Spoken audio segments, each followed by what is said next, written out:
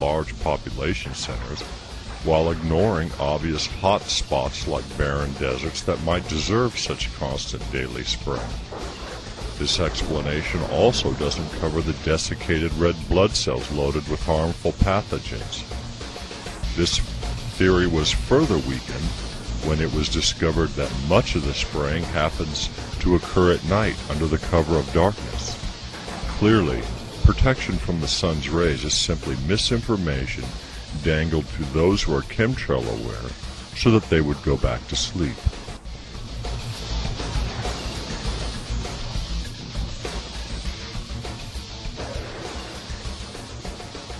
Another lie foisted upon chemtrail researchers is the oft-told pattern of global warming.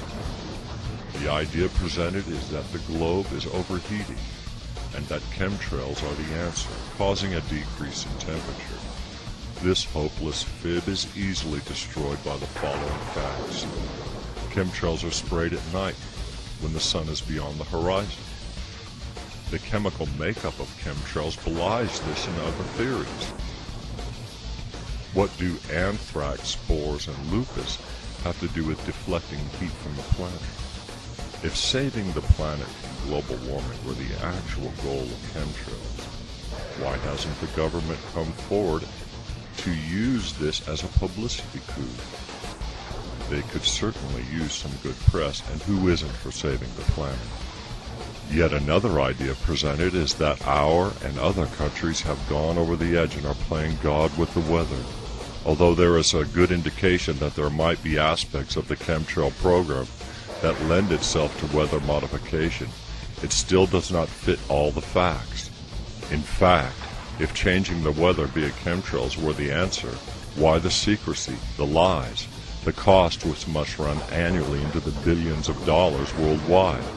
Why then would the government feel it necessary to add harmful desiccated red blood cells to the mix? Cloud seeding has been successfully demonstrated using silver iodide particles since the 1950s. If changing the weather were the reason, why are there no harmless silver particles showing up in the lab test and in the resonant imaging? Again, this appears to be yet another lie unleashed upon chemtrail researchers to get them thinking and looking the other way. The last theory is so heinous in conception and execution that we dare not mention it except for the bizarre reality that it fits all the known facts regarding chemtrails. Let's look at those facts now. Fortunately, we have some 4 years of intense study into the problem of chemtrails, and the following facts are not disputed. For reasons that will shortly become apparent, given the data collected, we know the following. Fact: chemtrails are loaded with pathogens deadly to the human organism. Fact: chemtrails are definitely aimed at the major population centers, though even the backcountry of America, Australia, and other areas of Europe receive chemtrails, certainly not with the intensity and frequency of, say, Los Angeles or New York. Fact: much of the spraying occurs at night. Fact: chemtrails contain various heavy metals such as titanium, aluminum, barium salts, and other toxic metals. Fact: most of the spraying is carried out by NATO air forces in their respective countries.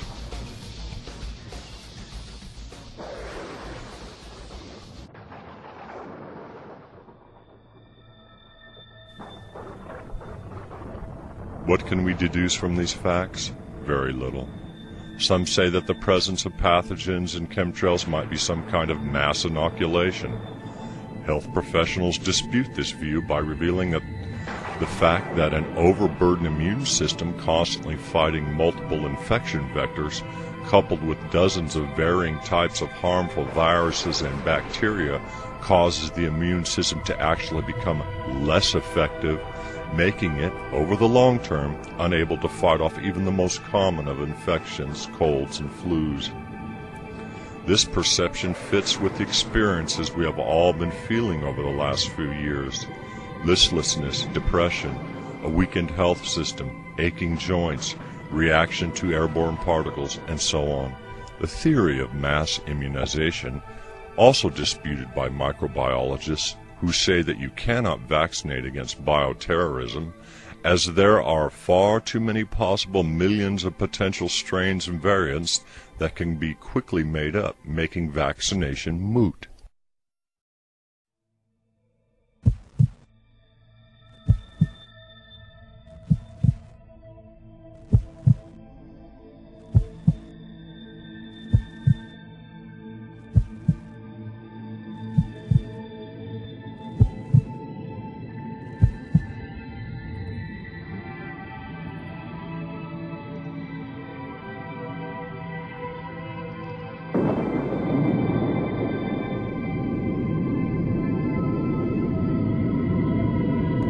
In 1991, America was at war with Iraq in what is now known as the Gulf War.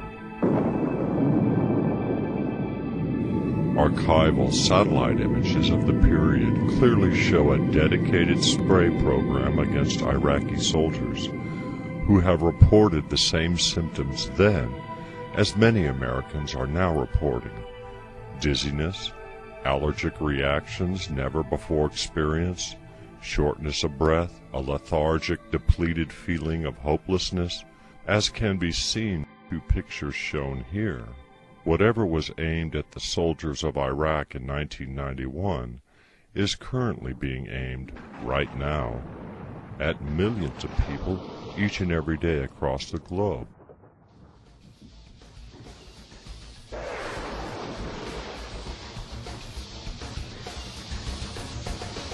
Filmmakers have captured, without realizing it, countless examples of aerial spraying. The following films indicate a massive, multi-billion-dollar program. In fact, even print art put out in magazines have chemtrails in them. The video game Cool Borders 2000 has chemtrails in their background.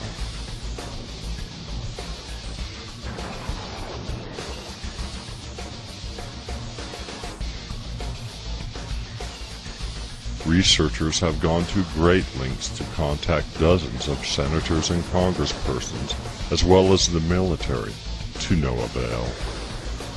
In addition to seeking out answers from our elected leaders, which have proved fruitless, there exist petitions signed by thousands of people worldwide, which have been sent to various government leaders.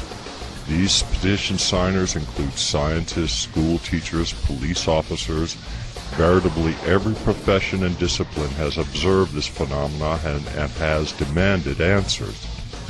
None so far are forthcoming.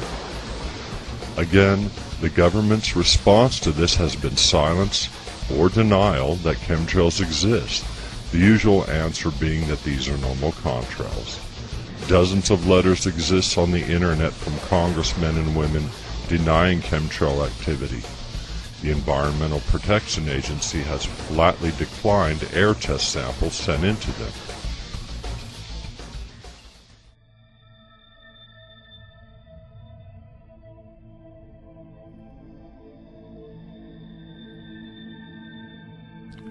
Chemtrails affect everything and everyone on the planet. The materials present in chemtrails can be found in our water tables, our hair, the clothes we wear, the food we eat. We must now know just what is going on in our skies and why. The government